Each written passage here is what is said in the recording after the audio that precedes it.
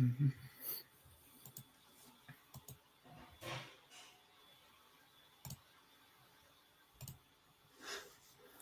right, we are live. Welcome everyone to Backseat Wisdom episode number 5. First episode here in 2 weeks. I moved into my dorm room in Appleton, so it's been quite the interesting transition. But today we are joined by DuCharme. He's a 12-year veteran, fire service veteran, and currently a lieutenant on Truck 53 with the Western Lakes Fire District. He was a former U.S. government special agent, began his fire service career as a rural volunteer before serving with the city of Beaver Dam and Oshkosh fire departments. He's a key organizer of the Sawdust City Fire Expo and Heart of the Lakes Fire Summit, and previously has served as training trustee for Fools, passionate about mentorship and training. JD has helped build fire cadet and leadership programs across Wisconsin. He's a proud father of 5 and based in Oconomowoc. JD openly shares his personal and professional growth from a loud perspective, finder to a humble problem solver, committed to listening, learning, and leading. JD, how are you doing today? I'm good, man. How are you doing? I'm great. Good. So first things, I want to just ask, like everyone else, your intro to the fire service. And I know we just talked about, you were with the cops and now you switched sides. So going through a little bit with that. Yeah, I grew up in a family of police officers. So my grandpa was a detective and a deputy sheriff in Rock County, which is like Janesville, Beloit, which is where I grew up. And my dad was also a police officer. Then my brother decided he was going to be a police officer, and it kind of ran in the family that I was going to go try and be one of those as well. So I went to UW-Whitewater and got my bachelor's degree and did extremely well there. And then got like the little knock on the door about interest with the government. So I decided to go into the government service, and I was a special agent from 2007 until 2013 after my nice 9-month background investigation to get my top secret security clearance. And then did that, obviously during a very busy time in our history, and then got out at 6 years on the dot. After that, I was just trying to figure out a job that wasn't going to keep me locked behind a desk and would allow me to spend some more time with my family. And my brother-in-law was a fireman on Janesville, and he just said, you should probably try the fire service. And my dad had been a volunteer while he was a cop. He had been a volunteer fireman on Clinton, Wisconsin, which is just a really small town where I grew up. So I decided to go for it, kind of gave a 2-year plan of try and go for full time in 2 years. And if not, then I'm going to have to be a contractor or something like that. But luckily got into it, and I've loved every minute of it so far. So it's by far the best job I've ever had, no doubt. Awesome. And when did you realize, and I don't know if problem is the right word, but realizing that we as people in the fire service have to go an extra step. We can't just follow the minimum standards. Yeah. I mean, I realized it by having some tough times. I mean, I'll be honest, coming out of government work, I was able to interact with a lot of pretty high performing people. And for them, they knew how serious their job was. So I think they took it really seriously. They took training really seriously. They knew the responsibility of other people's lives was fully on their shoulders. And it was all going to be dependent on their physical fitness, their ability through training, and then being able to execute when it came to a problem.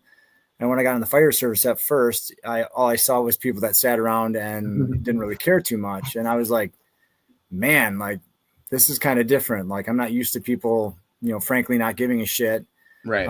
About the job itself or the mission they have, and just kind of showing up and lackadaisically going about the job. So I was pretty outspoken about that, and it did cause me some trouble early on in my years because obviously as a probationary firefighter, I was in my upper 20s, I guess, and had operated at a fairly high level in a different career. I just had to kind of figure out that nobody really gives a shit what you did before right. you come to the fire service. So it was a little bit of an adaptation time for me, and that was a hard lesson learned.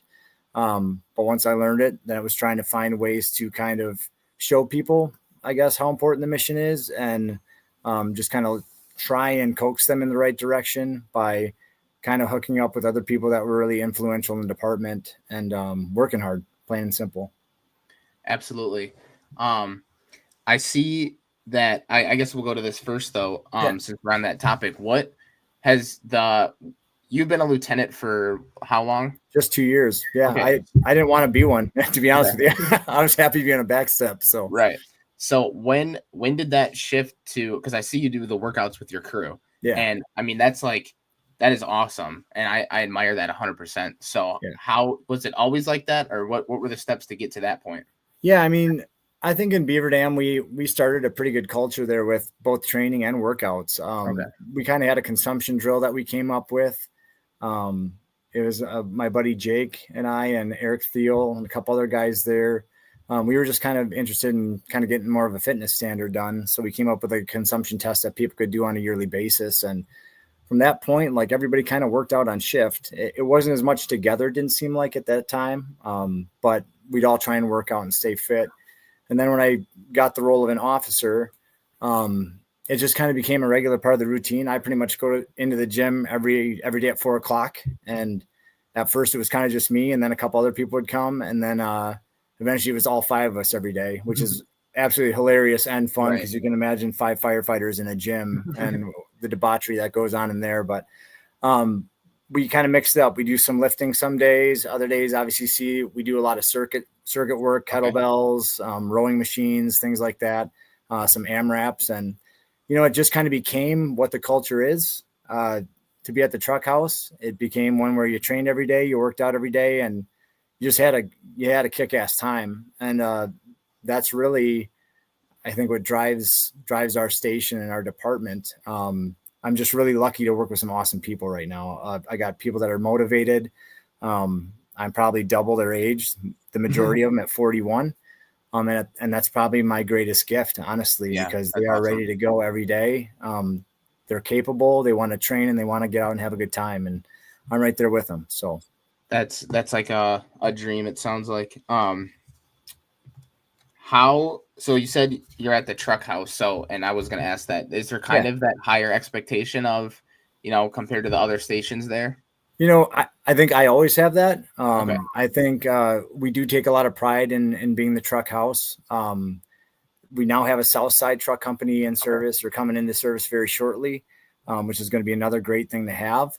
But I think just on the level of training and the things you need to know, I thought it was really important because we didn't have people with a foundation of engine work, which is already a struggle. If you don't have a foundation of engine work, coming to the truck house and learning a whole different aspect of it, I don't think you appreciate engine work as much if you've never done a lot of it. So for sure. And one end, you're focusing on truck work from day one. So that's beneficial. But like I said, I want them to be able to understand what the engine company is going through, because it gives you an idea of why vent and search and things of that nature are so important, and to have those be truck oriented tasks instead of like a dual function engine company. So I think the level of training, we want to bring it up.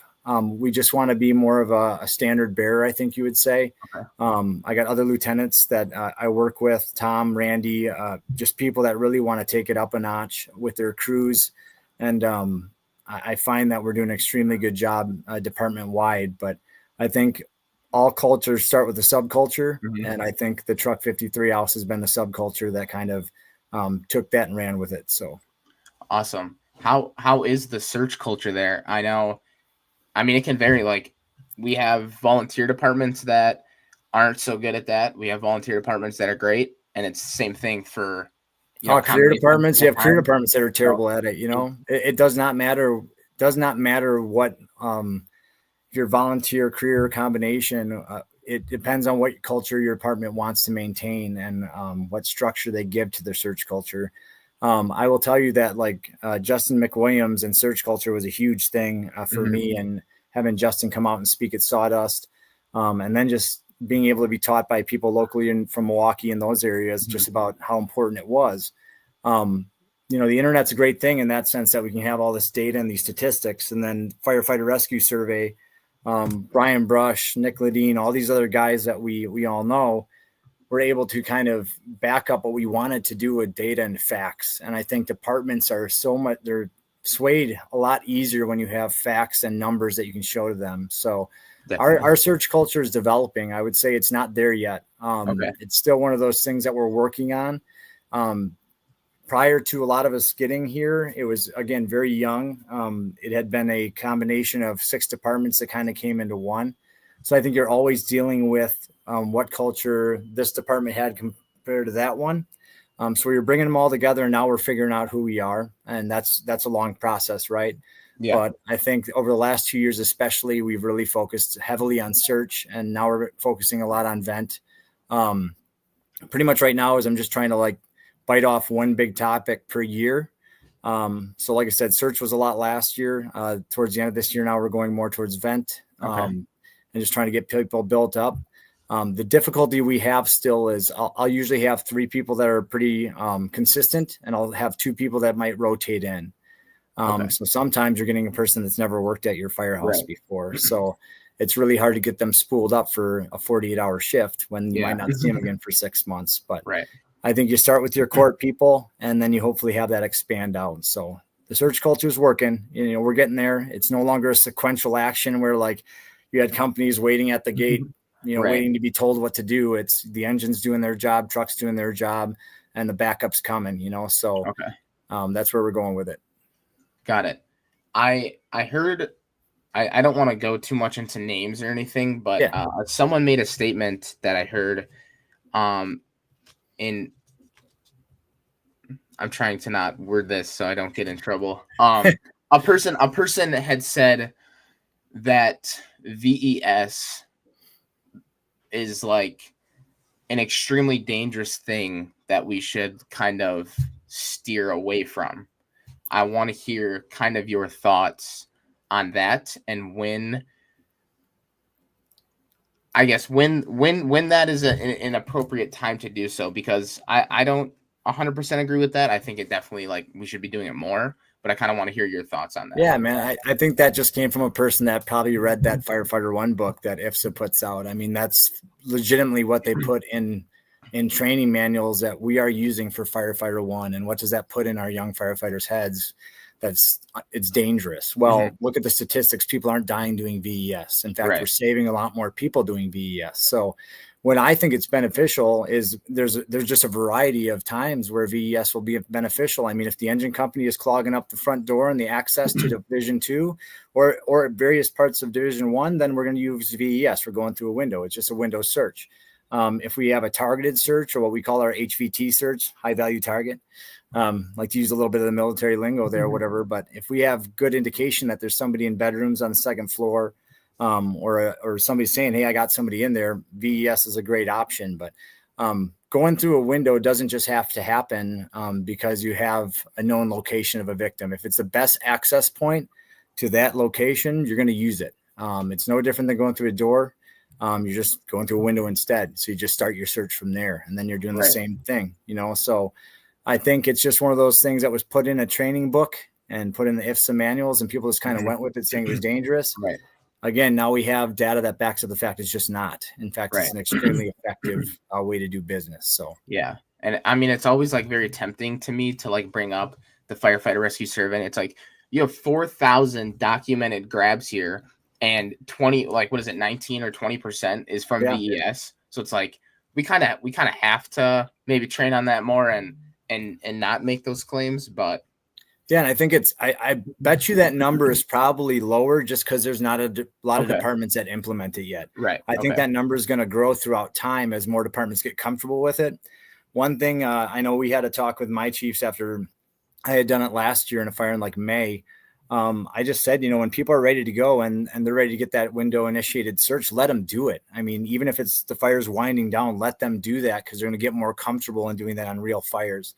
And that was one that I went floor above the fire force search. And it was just one of those things that hadn't been seen too much around here before. But as time went on, you know, it's going to become a regular thing in your playbook, but they have to be able to be afforded the opportunity to do that on real fires. You don't want to have your chief stopping them performing those actions. That's what's going to get them extremely comfortable, and then it's just going to be a run of the mill activity. So I want to go into now, I guess, what do you expect out of the young guy on your department, young guy or girl, that's new to the fire service, new to your department? What makes a good probationary firefighter versus one that is not? Yeah, I think that first of all, it comes down to me. And their expectations of me as a company officer. In the end, I'm going to lay the foundation for what their probation is going to be. So I hope they come in expecting me to be exactly what they think their first officer is going to be like. What I mean by that is I got to bring the passion for them, because if you don't have passion for this job and you're trying to lead people that want to be passionate, you've already lost, plain and simple. You have to show them exactly what you want them to be like every single day. And you can't have those off days. So it's coming in early, getting your rig set and squared away before shift starts. And anybody that you'll talk to will tell you I'm going and looking on my mask, checking out my SCBA well before the bell. Man, I'm ready to go.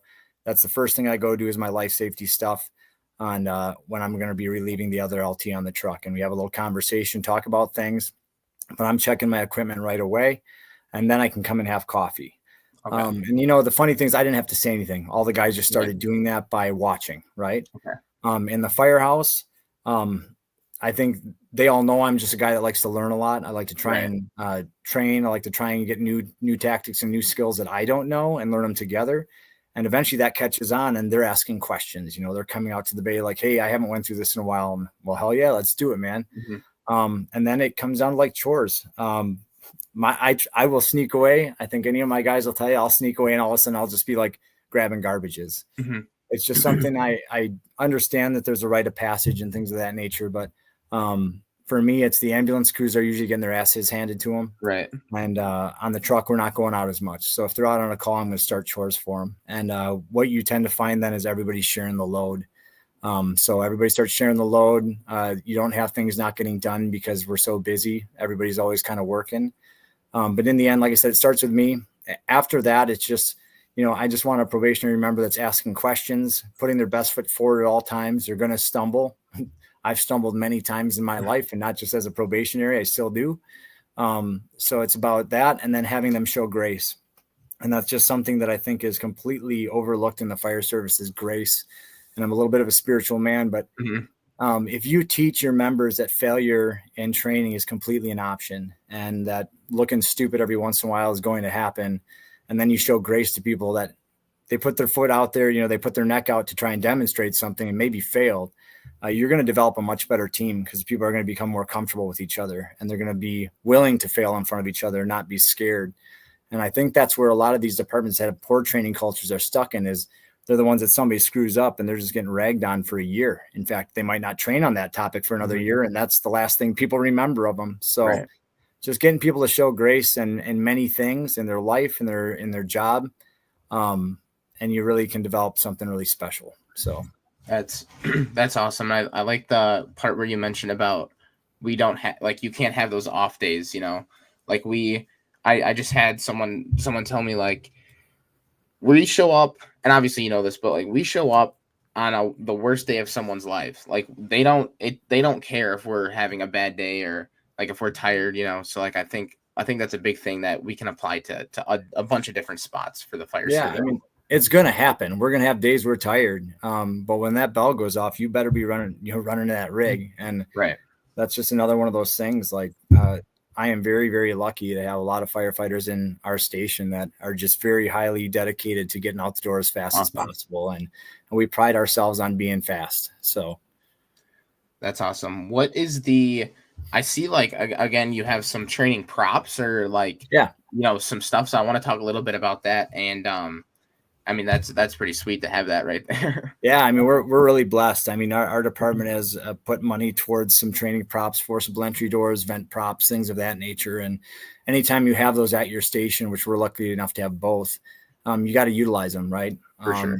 It gives us a good opportunity that, Christian Barr is my driver now. He worked with me at Beaver Dam. Now he's with me at Western Lakes, and we're able to work together. But we used to have a little buy-in thing that if things were a little off or we were about to have dinner, we hadn't done a whole lot. It was like, all right, we're buying in 100 feet of ladders before dinner per person, and out we'd go. We'd go grab the ladders, go throw them. You don't need training props to do stuff. That's kind of the other big thing. You got to get creative. We got hydro rams. We can go lift dumpsters. You're supposed to be checking them every week and making sure you put them under load anyway. But we go down to the DPW yard. We find concrete Jersey barriers. We lift them with various items, just first with straight poles, then our spreaders. We just find different things that we can do using the community around us. We like to go up and just set up the truck at people's houses. I mean, we will literally just use the city as our playground. Okay. And sometimes we ask people, we'll ask members of the community. Other times you just go set up. I mean, we're going to do it during an emergency. Why Mhm. can't we do it when we're, driving around? Just Yeah. pick out a house and say, set up on this house. And then we can talk about it. It's a great Mhm. opportunity for everybody to learn.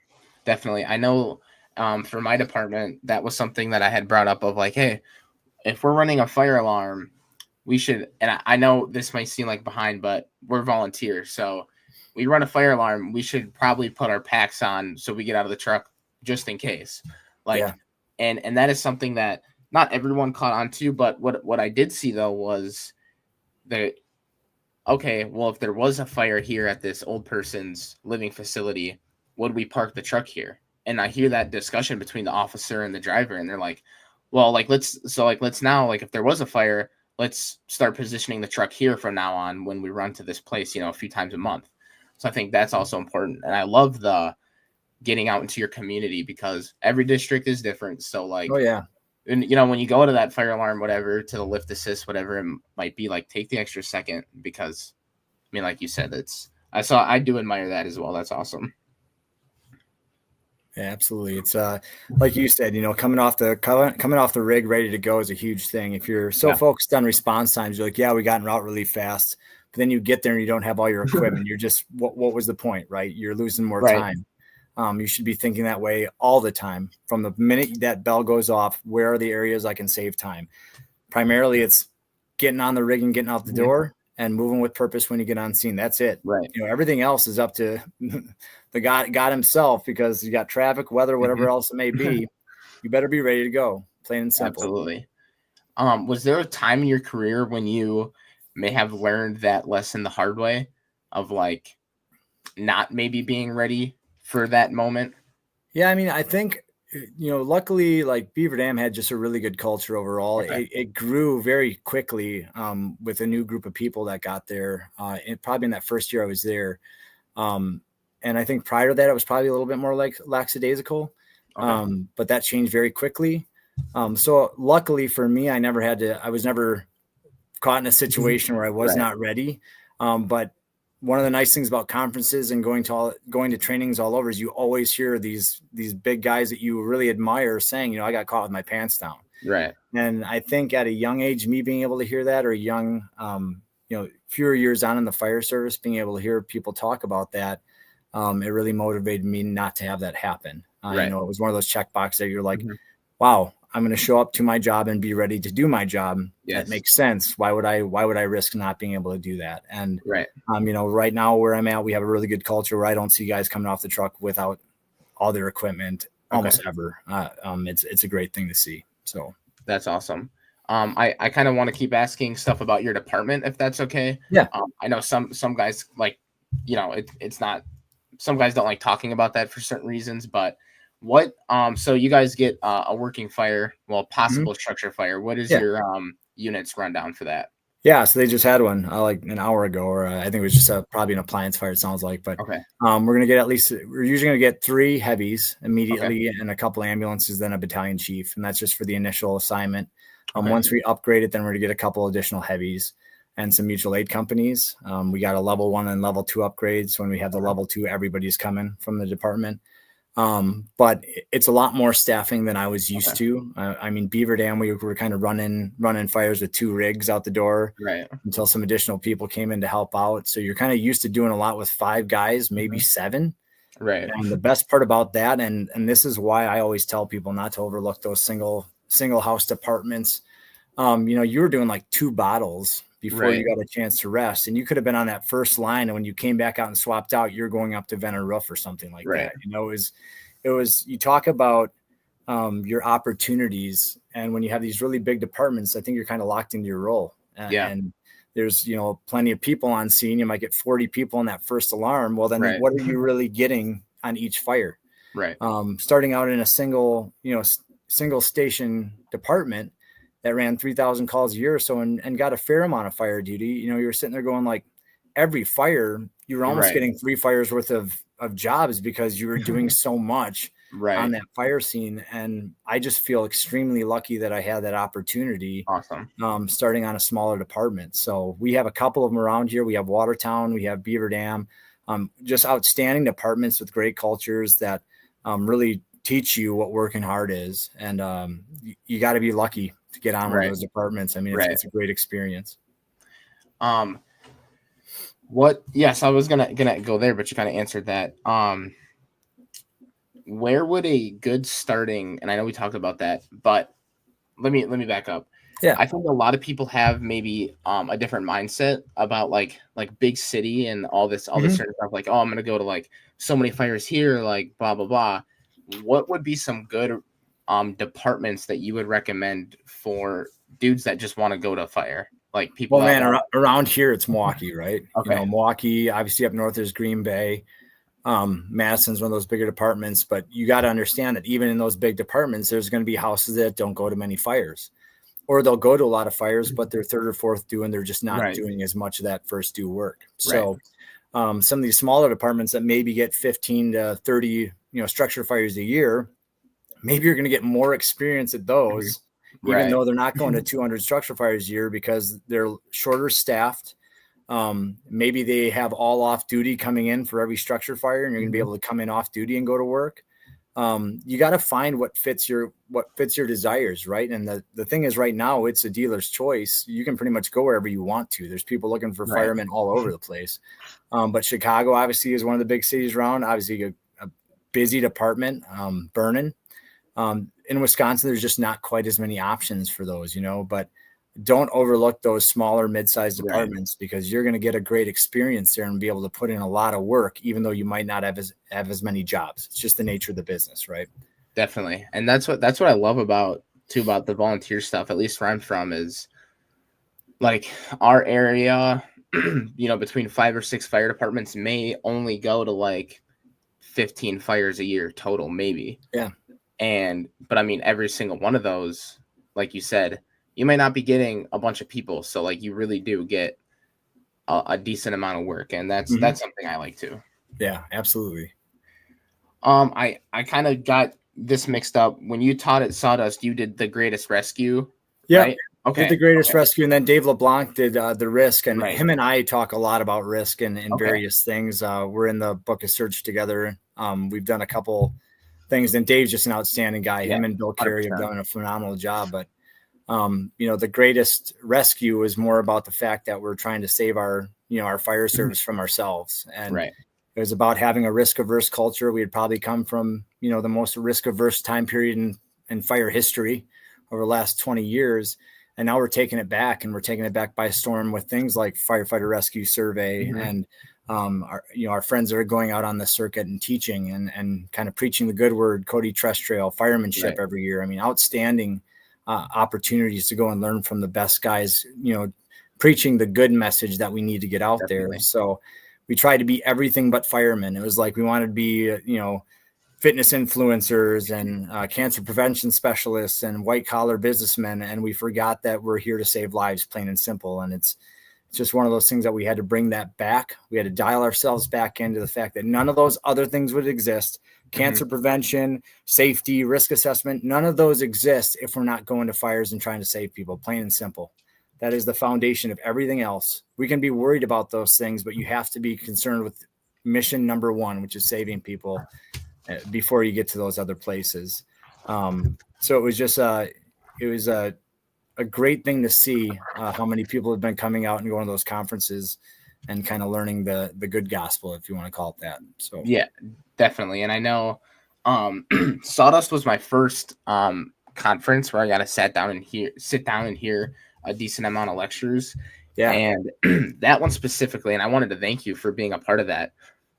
I loved everything fire department related. I grew up with it with my dad, but that being there completely shift my mindset to like where I'm from, we are very far behind, but where I'm at, we're way ahead of a lot of other people. So it's like that definitely opened my mind. So thank you. And to everyone else who does that, I hope that does that for other people too.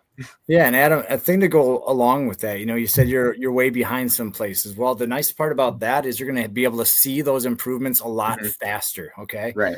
So that's one of those things that you're going to be a little less frustrated, because when you make those improvements to your department and you make those advancements, they're going to be tangible. You're going to feel them extremely fast because you're like, holy shit, we just went leaps and bounds in a year. sometimes with the more established departments, it's a very, very slow turning wheel, right? And it can take years to make that change. So really, you just got to view it as an opportunity. You might be far behind, but man, oh man, if you can make that change, you're going to see it real quick. Right. And that's going to be a pretty special thing that then hopefully will motivate others to help with change. Definitely. I want to go into the responding to risk and the greatest rescue. I want you to talk a little bit about that. I know something that I was taking a quiz for my college thing, and the question was, it was something like, what amount of risk is appropriate when a life is at risk? Yeah. And there were like 4, and it was like little, like little, medium, high, and then unlimited risk. And I put unlimited risk. Like, we should, like, obviously that's not the right answer. So they got you, huh? They got me. And I knew in my head, I'm like, I should probably not do that. But I want you to go into a little bit of that, and maybe focusing on the there will always be that risk no matter what. I mean, like, I talked about it and I talk about it in my class every year. I had a really good friend that was a very tier 1 operator, extremely good assaulter for the military, had many deployments. And, he always said, here's the deal. Like, I can be probably one of the best trained operators in the country. And obviously saying that amongst a lot of really, really good operators. But he said, I could train. He goes, I've been in this for 11 years, with 26 years of military experience. And I train all the time, all year long, had around like a dozen deployments over that 28-year span, And then he goes, I could just go through a door and a guy in man jammies just domes me. And was that because I wasn't prepared? No, he just won the day. Unfortunately, he got lucky. And that just kind of put it in perspective where you're like, sometimes the fire gets a vote, the enemy gets a vote, and we're not going to win all the time. But we can't sit there and always like try to manage risk, as they say. And it's a big point of conversation in the fire service right now. But it really isn't risk management. It's like a constant risk assessment for risk mitigation, if you want to put it that. But all it is you're observing everything you can see on the fire ground, everything you hear through dispatch, all those notes, and you're constantly just moving pieces in your mind of what your options are. But writing people off is not one of them, and that's one of the other things we're really finding now is the survivable space that we can locate. If we just take our time, do a good 360 and find it. We shouldn't be pulling up to a building and looking at it and saying, yeah, this is a done deal. We're going defensive. We're not going to worry about anything. We should be utilizing that 360 to try and find every location we can possibly make entry across the threshold into that building, even if it's only 15 feet. In that 15 feet, we might find somebody, plain and simple. So if you're going to call defensive, at least you better be initiating that opportunistic search. Right. All right, I got 15 feet here. I got 20 feet there. We can cover some decent territory. We're at least going to search that survivable space, and then we'll make our final decision here. But you can't be writing people off. I mean, there's just too many variables involved. Like I said, the risk management things like a portfolio, that's for financial advisors. They're going to look at patterns over history, and say, all right, when this happens with the housing market, this is going to happen with stocks. We don't have that. We don't have that opportunity. We don't know how a house has been taken care of. We don't know how the people live inside of it. We don't know what the weather is all the time. There's thousands and thousands of variables that we are going to come on every single call. And if we were trying to mitigate or, manage all of them, we'd be in vapor lock. We wouldn't be doing anything.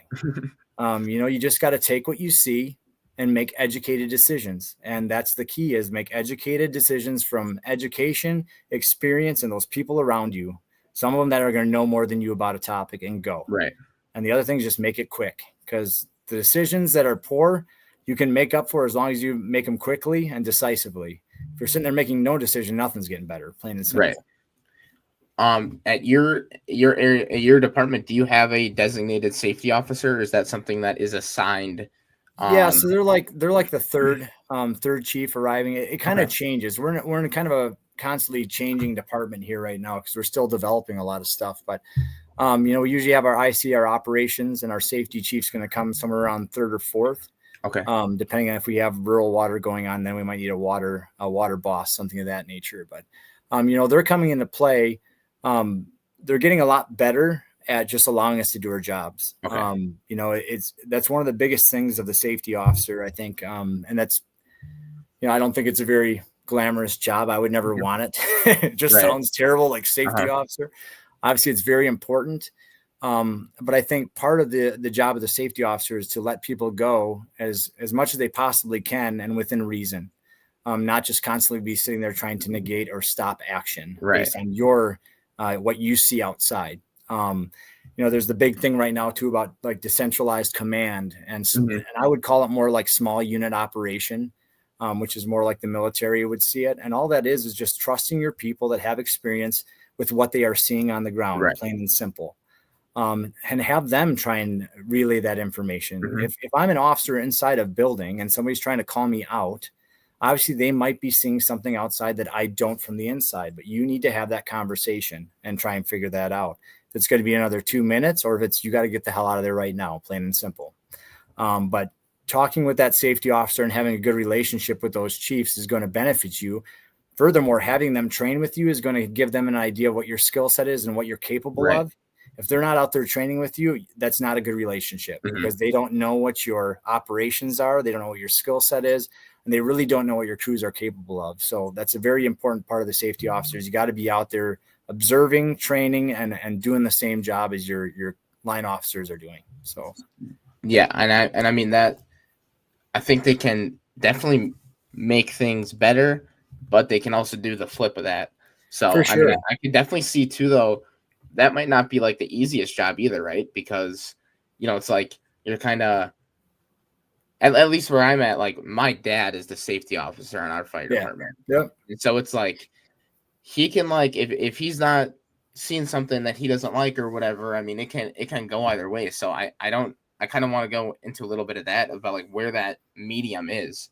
So I Yeah. think too what you said, like just let firemen be firemen. Like if you have 5 dudes who have a decent amount of experience, like just let them do their thing. I think too much safety too can also is obviously dangerous as well. It's a balance, like I just had this conversation with somebody like 3 weeks ago, and we were talking about, priority one of being a company officer. And obviously it's like getting your people home safe, but I'm in slight disagreement with that. And not of getting your people home safe, but like my number one priority is to doing exactly what our citizens expect of us, right? Like we are here to serve them. We took this oath to serve them and do what they expect. If they're in trouble, we're coming for them. And hopefully through the training and leadership we do in the firehouses, we're able to bring them all home safe while they are upholding their oath, right?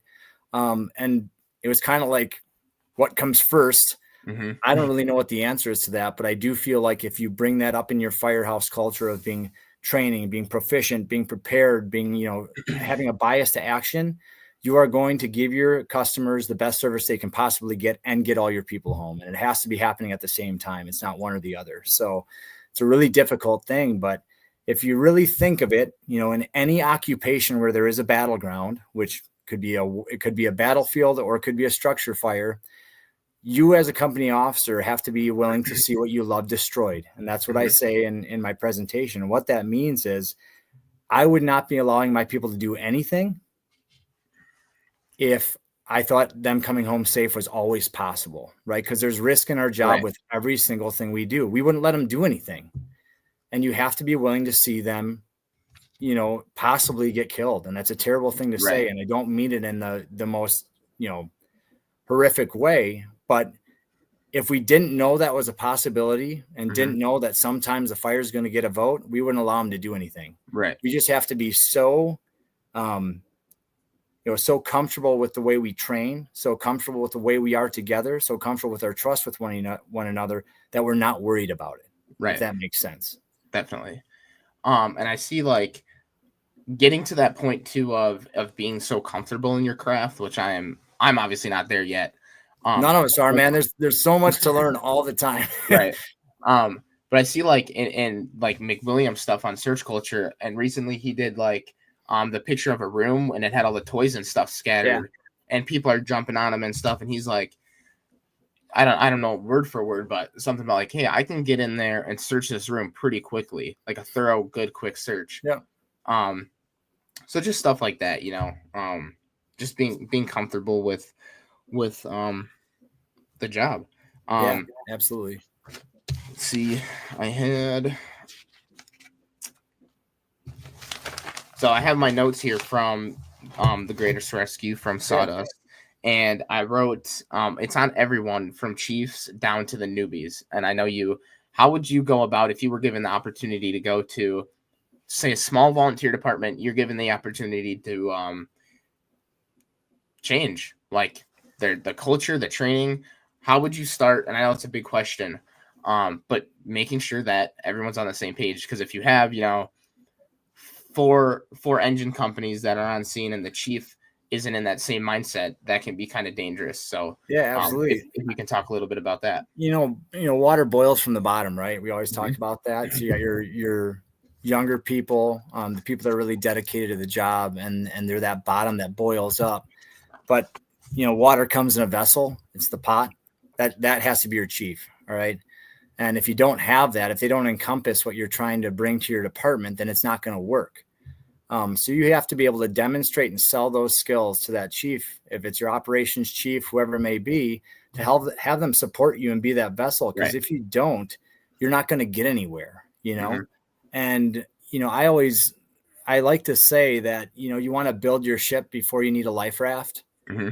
So you got to take the time. It's going to be a slow grind, but you got to build that ship, and you got to build it solid. Otherwise, that fire is going to come, that you're in a shitty situation and somebody's going to be pulling for a life jacket or a life vest, and that's not going to work very well. That might keep you afloat for a little bit, but it is not going to make you victorious. You know what I mean? So you got to have that support. You got to have that vessel. You got to build that ship. And that comes from both the bottom up as well as from the creme de la creme, that chief, supporting you in what you're doing. And like I said, that's where people have to utilize things like surge culture, firefighter rescue survey, Elkhart brass, just all these things, that different components of the fire service that we now have data and information on, that's publicly and freely available to everyone. Not to mention the fact of like Dina, Chief Lieb, Rob Fisher, guys that you can literally just call up at any time, and they're going to give you good information and things that you can utilize at your own department. It's just a phenomenal time in the fire service to have those available to us to help your department make change, and people just need to learn to utilize them. Absolutely. I know, to touch on some of these bigger name people, I don't see that anywhere else. Like, football player, he's so nice to college, and then once he gets to the NFL, it's like, he might be too cool to talk to you. It's like the same thing, but you have, like you said, these big name people that are so willing to share their knowledge and share things, which is just awesome. And I do not see that with any other, job. Well, here's the deal, man. Like they're the best, right? Because they all understand that they are going to try and do something that could possibly save somebody's life. There's no price tag on that, right? Right. That information should be freely available to everybody to make them better, because that's what's going to make our service better. And that's where we're just lucky to have that big group of people that just keeps growing, that are willing to share their information, their experiences, and try and teach us something new that we can then use to hopefully save somebody's life.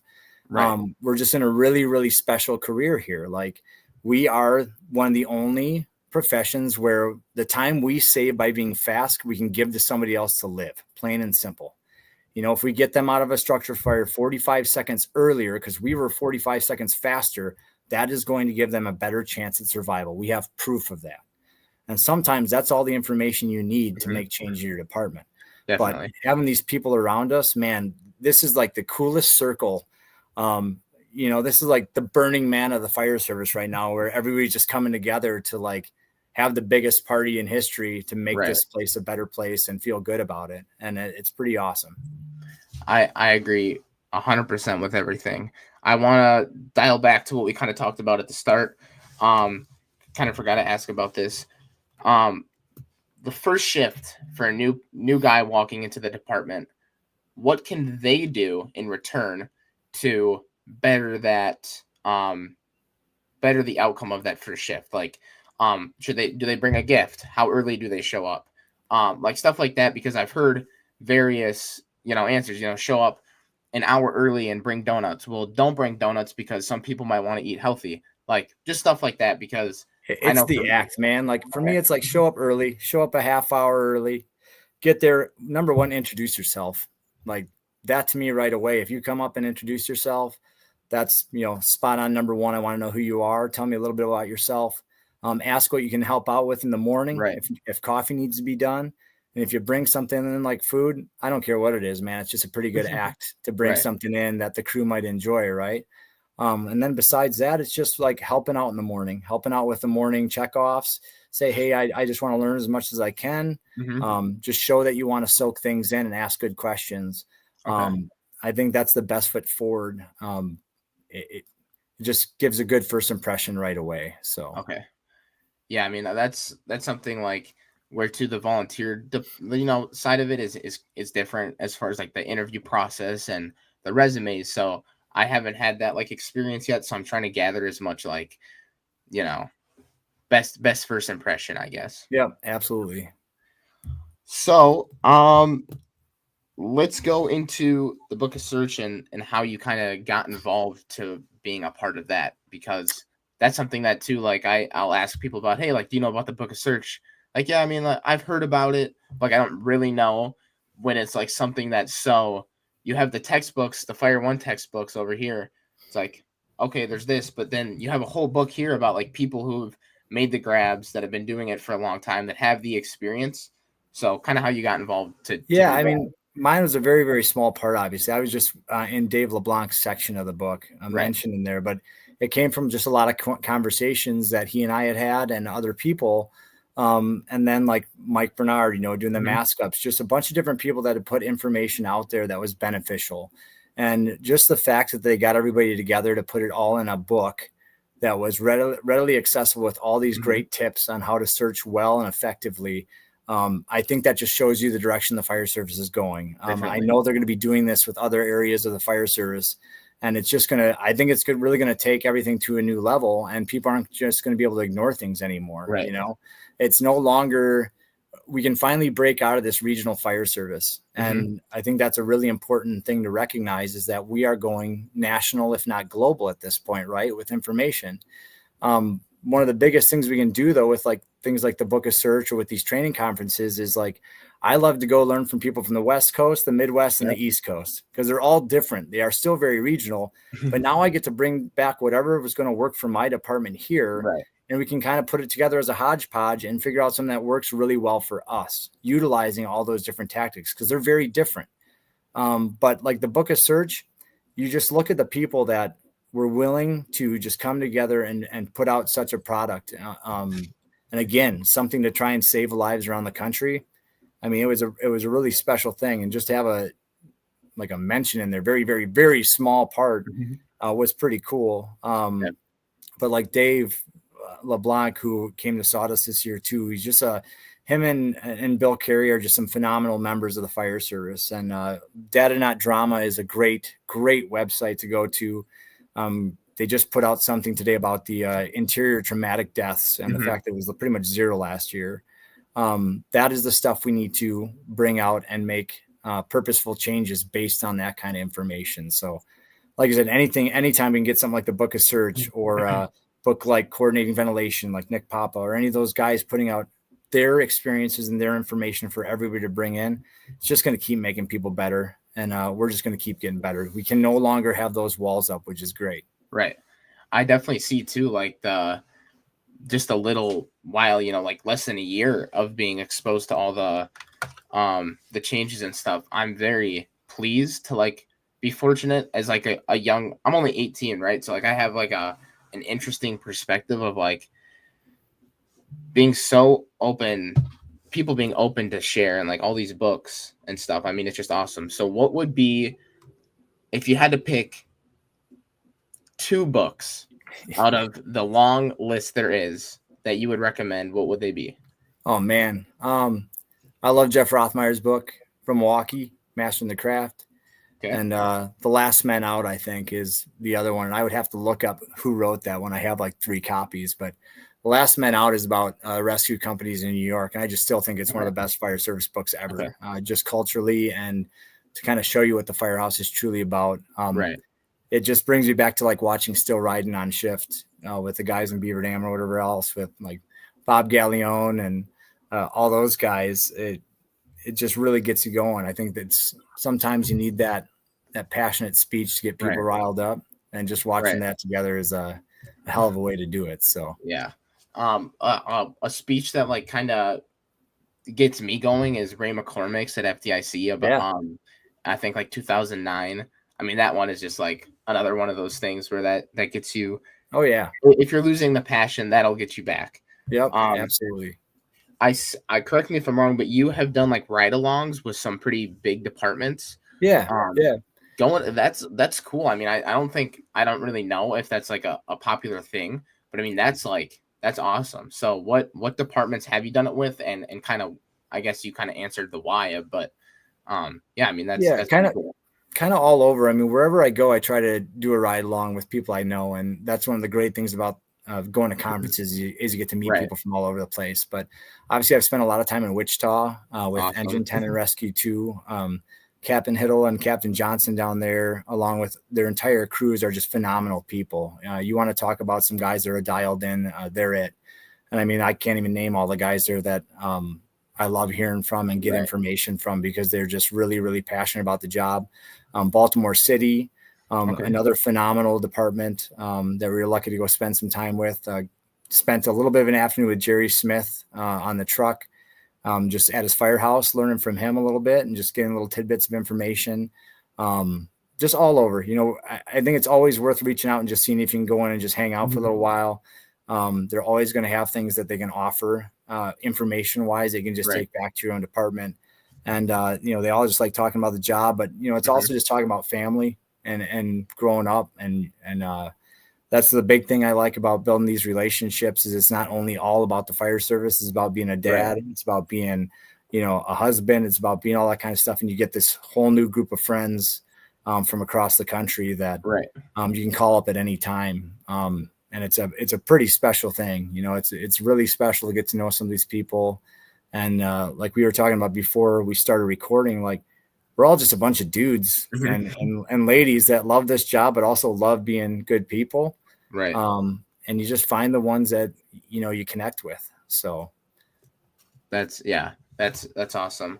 I don't have I got through all my questions, and obviously with the time being a little different, I didn't expect a whole bunch of people, but if anyone wants to reach out to you, if they have any questions, how can they go about that?